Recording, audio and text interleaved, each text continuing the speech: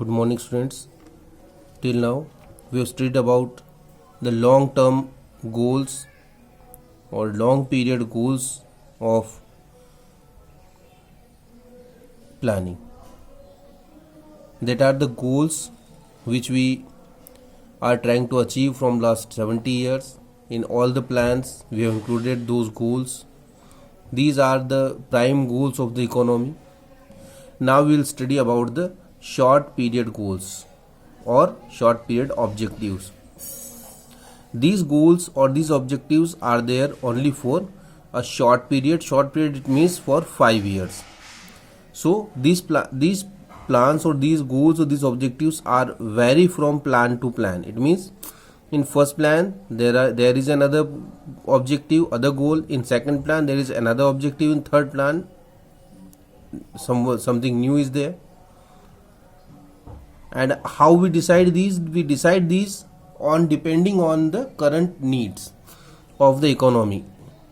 Whatever we require for the economy, whatever we feel better for the economy, we make our short period goal according to that.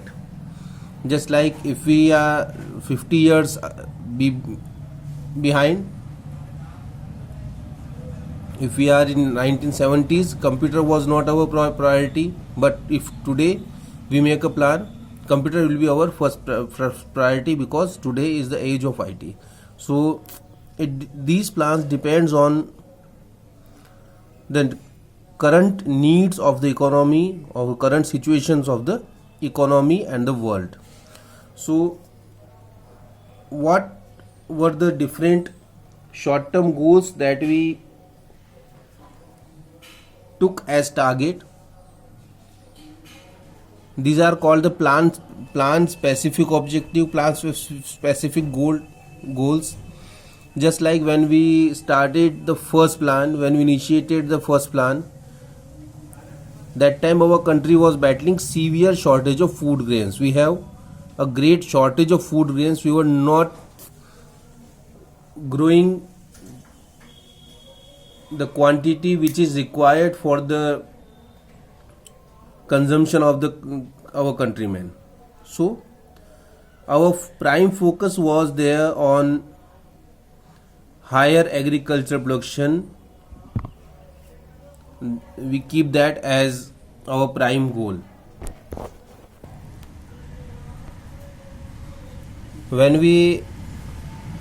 So this was in the first plan. When we moved to the second plan, when we started the second plan, our target was our focus was shifted from agriculture to industry. Why? Because there was an enthusiastic achievements in the field of agriculture.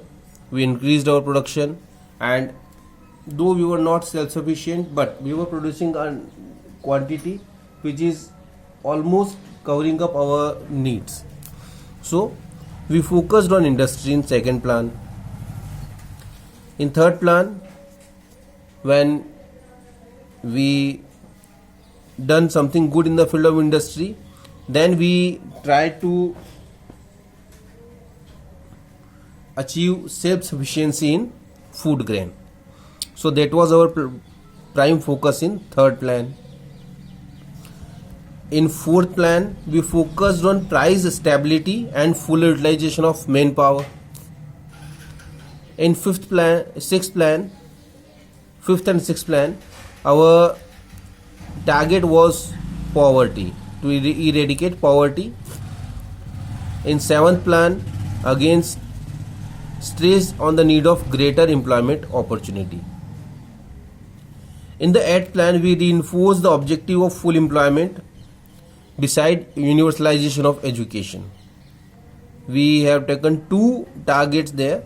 First one is to get full employment, and second one is the universalization of education. Then again in ninth plan, growth, price stability and environmental sustainability. These were the main focus. In 10th plan, our objective was better quality of life.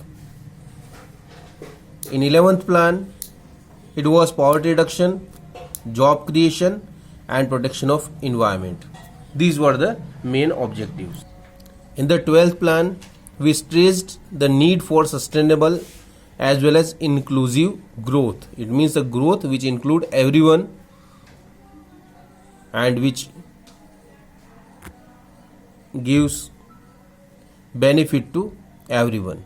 So we have taken different short term objectives for different plans, and this is the reason why in the time period of 70 years we have developed in about all the fields.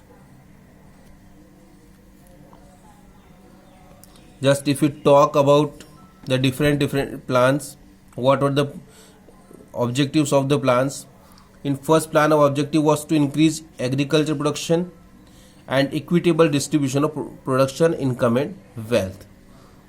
Production income and wealth should be distributed equally to the everyone, and agriculture production should increase. These were our two main targets. In the second plan, we were targeting about increase in industrial production. That was from 1996 to 1960, 1956 to 61. So in the second plan, we were focusing on increasing industrial production and development of heavy industry. In the third plan, self-sufficiency of food grain production, generation of employment opportunities, and reduction in inequality. So these were the plans of first three. These were the objectives of first three plans. Then we have three annual plan from 1966 to 69. After these three plans, again we started the fourth plan in 1969. The objective was accelerating the process of growth and price stability. In fifth plan, raising the living standard with a focus on weaker sections of the society. Again from 79 to 80, we have an annual plan. After that, we started the sixth plan. Here we have target to remove poverty, reduction of inequality, and development of infrastructure. In seventh plan, generation of employment opportunity, increase in agricultural productivity. These were our targets. Then in eighth plan, fuller utilization of manpower, universalization of elementary education, and strengthening of infrastructure. These were the short term objectives. In ninth plan, it was agricultural and rural development, growth with price stability, and checking of the growth of population. In 10th plan, improving the quality of life through better health and educational facilities, and improved level of consumption, reduction in inequality through inclusive growth. Then in 11th plan,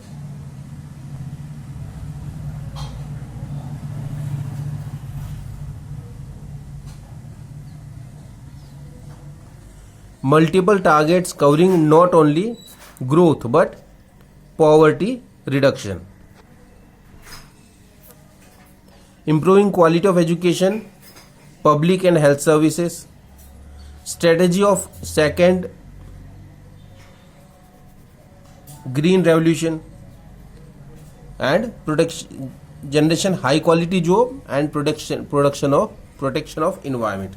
These were our short term goal in 11th plan from 2007 to 15. Then the 12th plan from 12 to 17, faster and sustainable and more inclusive growth. These were the targets, but we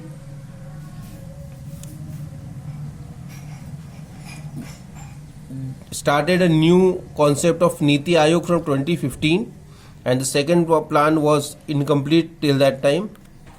So these were the targets. The table is given here in the book. You can study the table. You will come to know that what were the targets that we took to achieve development.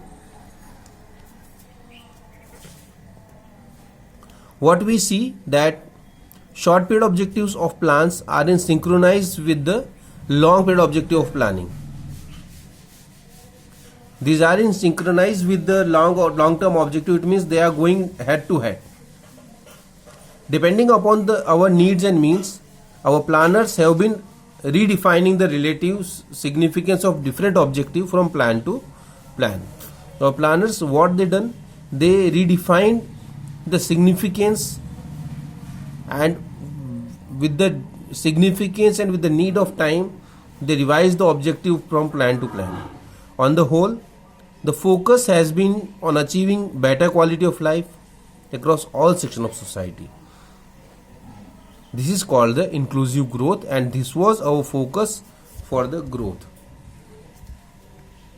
Now, when we talk about the growth of the country, we see 1991 as the year of divide, because before 1991 the thought process of our economy was completely different. After 1991 it changes a lot. So we divide our time frame in two parts: before 1991 and after 1991, that is pre 1991 and post 1991. So right now we'll study about the policies of the pre 1991 era. It means from 1951 to 1991. What were the features of the policies, what is the success, and what are the failures. Then we'll study about the time of after 1991, because before 1991 our growth rate was very low and we were not growing with our capacities. But after 1991 we grew. We were the most fastest growing country in the world. So how these changes took place and what happened, that we'll study. First, the features of economic policy pursued under planning till 1991. It means pre 1991 era. What were the features of the policies? That were heavy reliance on public sector. We were depending on public sector much.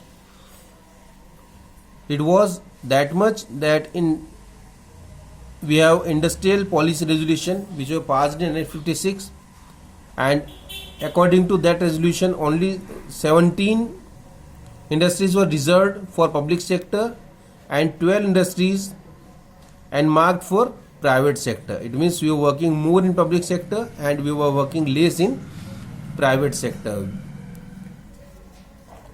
So we were depending mostly on public sector. Then regulated development of private sector. Private sector development took place, but it was very much regulated with the Industrial Act, Development and Regulation Act 1948.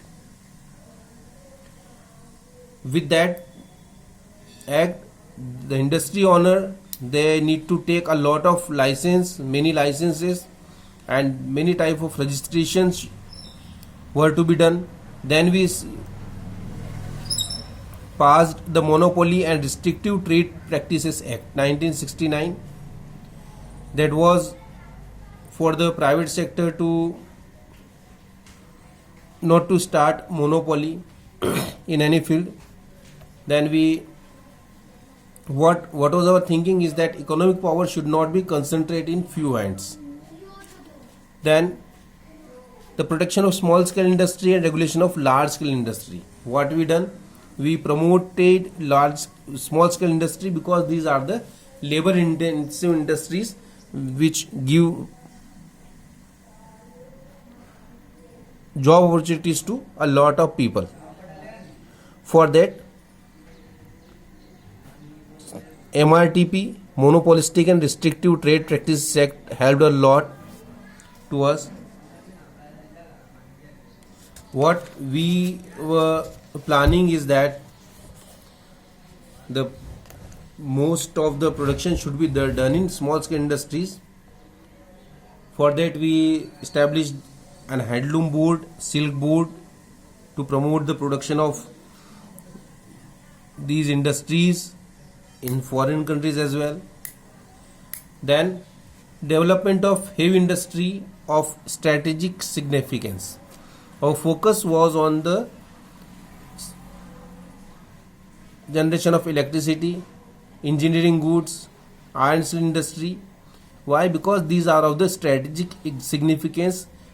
If these industries are developed, then we can develop any industry in our country. If these industries are not developed, then it will be difficult to develop other industries. So we were focusing on these. Then focus on saving and investment. Whatever was focus is, it was on the saving and the investment. Protection from foreign competition. What we done, we give protection to our domestic industry from foreign countries. How? By imposing import duties and quantity restriction. It means if any country from want to sell items, they cannot sell a lot of items. There are the restriction of quantities as well. Then focus on import substitution. What we are producing, it was just to substitute the imports. We were not producing to sell in other countries. Then restriction on foreign capital. What we done, we passed the laws like FERA, which regulate the investment and the foreign currency in the country, which control the foreign currency in the country. Then the loans from abroad were accorded higher priority than FDI. It means if someone want to take loans from any foreign country, they can take loan, but we didn't allow people to come and invest here in our country. Then centralized planning. The planning was done centralized. It means by the government, and the private sector should go hand to hand with the government's planning. So these were the features of pre-1991 period. Now how much these were successful and what were the problems that we faced, we'll study in the next video. Thank you.